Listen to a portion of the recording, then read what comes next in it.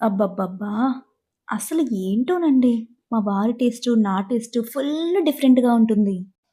రీసెంట్‌గా రాజమండ్రి వెళ్ళినప్పుడు ఒక రెస్టారెంట్‌లో ఫ్రైడ్ రైస్ అయితే టేస్ట్ చేశాను. నాకు చాలా నచ్చేసింది. నాకు ఏది నచ్చినా మా వారికి టేస్ట్ చేపించాలనిపిస్తుంటుంది. నెక్స్ట్ టైమ్ మా వారితో వెళ్ళినప్పుడు చెప్పాను, "ఇక్కడ టేస్ట్ చాలా బావుంది" అని. తీసుకొని వెళ్లి మళ్ళీ ఫ్రైడ్ రైసే ఆర్డర్ చేసేసాను. మా వారి ఫేస్ చూడండి. అస్సలు అతనికి నచ్చలేదు. ఎప్పుడు ఇంతే.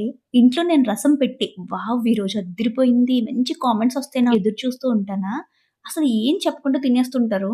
ఎలా ఉంది? ఏంటి? బాలేదా? బావుందా? బాలేదా? అని అడిగితే, వాటర్‌లో ఉప్పు, కారం ఏసుకొని తింటున్నట్టుంది. అడిగితే నేనే పెడుదును కదా! అని అంటారు. అట్లుంటదనమాట. నాకు ఏది నచ్చినా ఆయనకి నచ్చదు. ఆయన ఇది చాలా బావుంది గదా! అన్న రోజున నాకు నచ్చదు.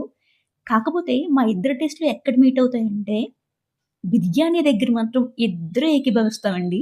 ఇద్దరికీ నచ్చుతుంది. నిజం చెప్పాలి అనంటే, ఫస్ట్ టైమ్ నేనిక్కడ ఫ్రైడ్ రైస్ ఆర్డర్ చేసుకొని తిన్నప్పుడు ఉన్న టేస్ట్ ఇప్పుడైతే లేదు. ఎందుకు అంటే, మేబీ అప్పుడు నేను ఎక్కువ ఆకలితో ఉన్నాను. ఆకలిగా ఉన్నప్పుడు ఏది పెట్టినా అమృతంగా ఉంటుంది గదా!